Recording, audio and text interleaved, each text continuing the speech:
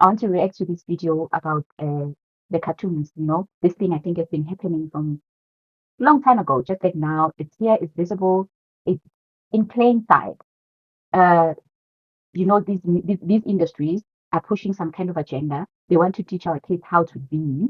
Um, you know, to they there's a strategy they want our kids to do, or actually they want to teach our kids things that are simple, ways that are simple, and they want to teach them the ways of the world and how they should operate. And remember, kids are the next generation, so it means they're preparing the next generation for sin, for actually they want to transform their minds, and they're not motivating them. They simply just want them to perish forever. Let's work this together. SpongeBob movie. What's up with y'all and all this? Have y'all seen the advertisements? Have y'all seen what is in that film? It's inappropriate. Social media is in a frenzy after Ice Spice went to the new SpongeBob movie premiere wearing this outfit. Like, do we not remember this?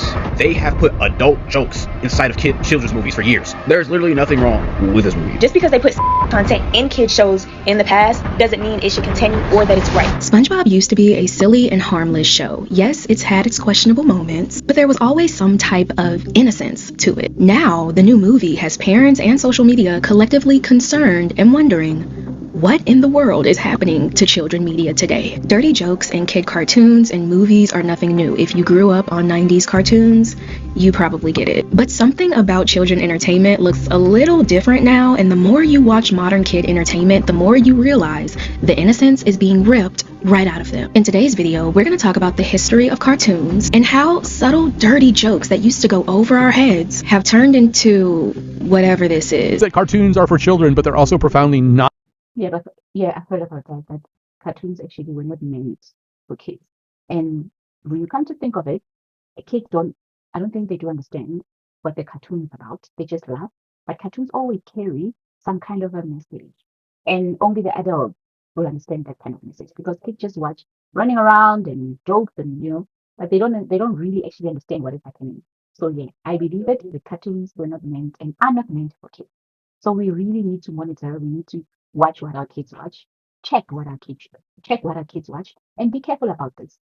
Not for children. Well, the history of cinema in general, is one that is made originally for adult audiences. In the very beginning, there were all kinds of lewd jokes and innuendos and references that kids might not get, but adults surely did. Back in the early 1900s, cartoons were played in theaters late in the evening, so the main audience were adults, unwinding after a long day at work. These cartoons were filled with racism, visuals, and overall way too aggressive for kids back in those days. Betty Boop was a mainstream symbol, and the visuals and themes in the cartoons were, let's just say, not the most innocent. It wasn't until censorship stepped in and television expanded worldwide that cartoons started being packaged as more kid-friendly. In 1934, the Hays Code came crashing down on Hollywood, and Betty got caught in the wave. Betty, once a nightclub headliner, was recast as a domestic figure. She started out representing the liberated spirit of the Roaring Twenties, but by the end of the decade, she was barely recognizable. When the Hays Code came along, it enforced strict moral guidelines that banned things like profanity, suggestive dancing, and violence in cartoons. So if you thought cartoons were sweet and cuddly, think again. Now, with all this censorship in play, animators couldn't have Mickey Mouse smoking cigars and Betty Boop flashing the audience. No, they needed to start making movies that would clutch at your heartstrings. They needed a movie that would make hundreds of families around the world sit around the TV and laugh. Today in the Walt Disney Studios in Hollywood, there is coming into being something entirely new in entertainment. A motion picture called Snow White and the Seven Dwarfs. The first full-length feature animated production in cinema history.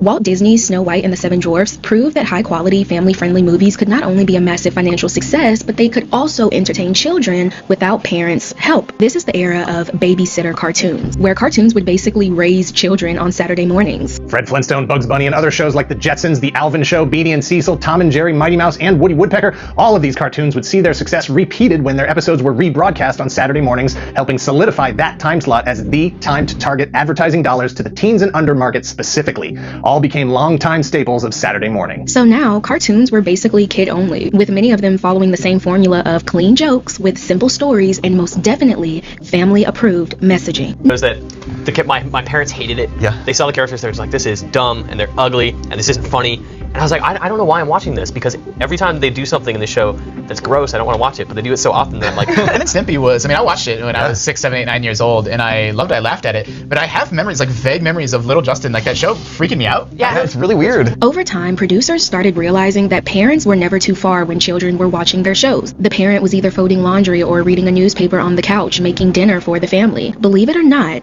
as inappropriate as a lot of these jokes and family-friendly movies and cartoons were... Arnold, you make my girlhood tremble. Male or female? And how do you tell the difference? Is that how?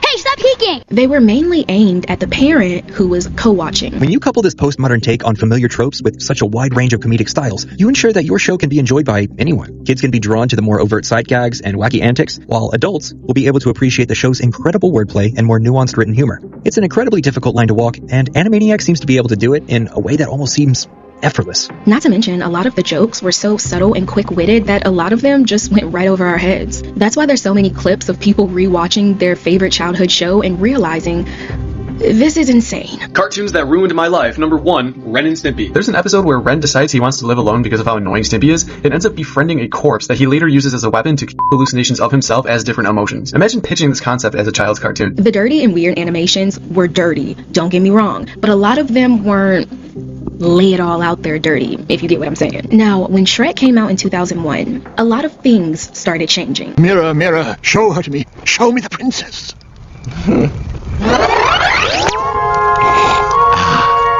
Perfect.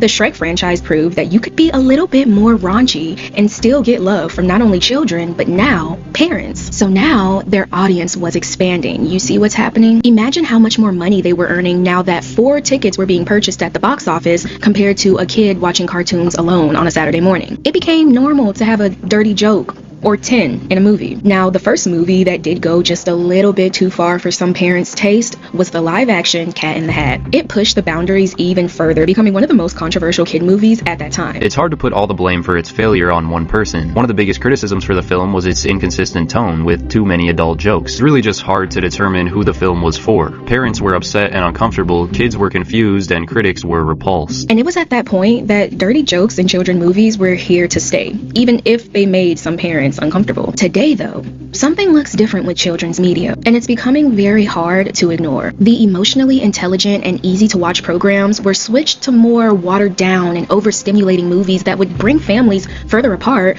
rather than bring them together. My dad knows Toy Story by heart. My mom has had to watch Spirit, Stallion of the Cimarron, and Cars more times than she would care to recount. But regardless of how old these things got for the adults in my life, because they were on repeat and I was burning out VHSs, they were entertaining enough for them to actually enjoy watching these things with me and spending a little time with me. When kids' content is being so dumbed down and so watered down, it becomes that much easier for a tired parent to put some headphones on the kid, shove a tablet in their hand. Y'all just went to watch that new SpongeBob movie. What's up with y'all and all this ass?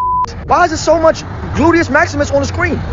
Every 5 seconds in that movie, bro, I'm seeing crevices and curves that I didn't know animated characters had. Where's all this coming from? What are we doing? It's very obvious that Hollywood and children entertainment are still pushing these dirty jokes, but something about them looks different today. Instead of them being subtle and quick-witted like we mentioned back in the day, they're provocative. Reach of the day, but I think that the advertisement for the new SpongeBob movie is extremely to the point that it gets extremely uncomfortable. You felt uncomfortable watching the new SpongeBob movie? There was a hidden visual language that was going on that you didn't know about, and here's the secret. SpongeBob is iconic. A lot of us grew up with him. The show has always had jokes for kids and adults. That's not anything new. But this movie hit different. The core theme is SpongeBob is trying to become a big guy. That transition from little kid energy to grown-up energy is normal. We all go through it. The problem isn't the idea, it's how the idea was shown. There are scenes that rely heavily on suggestive physical comedy. Lots of butt jokes everywhere. Not clear wordplay, not character growth, but exaggerated body-based humor that feels closer to Ren and Stimpy than the classic SpongeBob. Permission to come aboard, sir! Me too! Only if you put on some pants.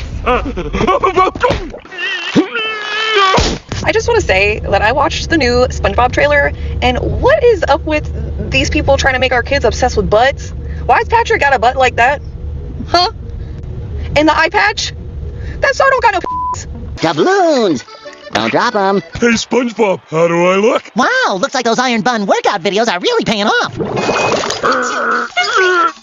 Pat him. Wow! Oh, my foot! What?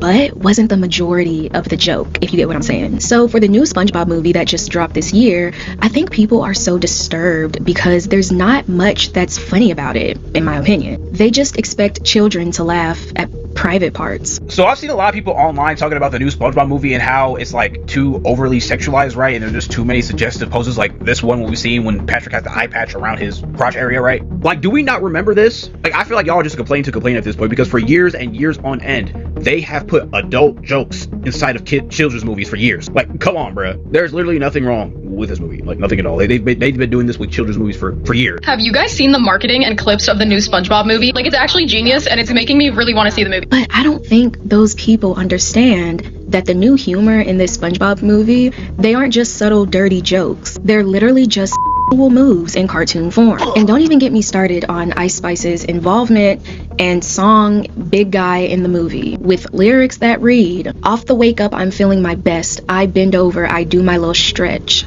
What do you mean by that? I'm so tired of hearing this Ice Spice song for SpongeBob. Big Guy SpongeBob pants okay? What even is that, and who idea was that? It don't match. You know what I mean? Like, I don't know, it's just weird. If you don't know who Ice Spice is, she's one of the biggest breakout rappers over the last few years, well known for her, let's just say, visuals that are not meant for children in any way. And while she's not popping as much as she was about 2 years ago, everything about her style, outfits, and her choreography is, let's be honest, suggestive. And while there's nothing entirely wrong with that, what is wrong with it is her having any involvement in a children's movie. Hey, check out my new single Big Eye for the new SpongeBob movie. Search for Squidward.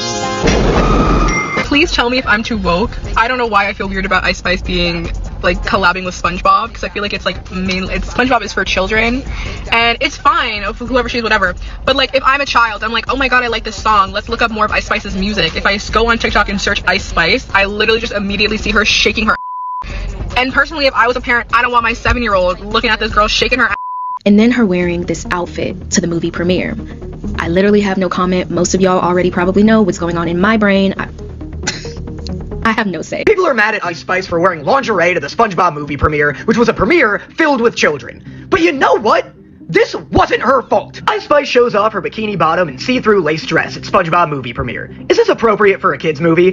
What kid's movie? This looks like the kinkiest since Baby Girl. The marketing for this movie has been borderline fetish content. I would not be shocked if she looked at the marketing and was like, oh, this is a rated R parody film. It's bad enough they have an artist that's well known for what she's well known for promoting this movie, but for nudity, because SpongeBob is all about nudity, and it looks like Patrick is some kind of a transgender or some kind of a lesbian, or actually he's some kind of gay or something, because it's like he's portraying nudity and portraying sexuality and portraying prostitution. Yeah. So yeah, I wasn't aware of it. The system is after our kids. We need to pray for them. We need to check what their interests are, and we need to try to guide them into. We need to guide them and be careful. We need to pray for our children. We need to make sure we know what they watch. Our kids are always on the phone. I myself, I try very hard to monitor my kids. Even though it's not easy because you have other stuff to do, but really, I'm telling you, this is very, very important to monitor your kids. It's very, very important to monitor your kids' interests, what they watch on TV, what they watch on their phone, especially at night. We've got to make sure that they don't go to bed with their phones. We have to make sure that they only have screen time. We have got it's our mission. It's our what is it? It is our assignment to make sure that our kids don't fall into traps. Our kids don't fall into sin. Our kids don't follow the world. Our kids don't mimic negativity in this world. So you would really be doing them a huge favor, guiding them. We need to guide our kids. This is a very big concern. I hope that God help us with this, because there's a war in the air. So I'll stop right there, and I don't know what you think about this. Yeah, just let's meet in the comment section. Let's discuss this. What do you think about it? Have you seen this new SpongeBob movie? What do you think about it? Thanks for watching. See you later.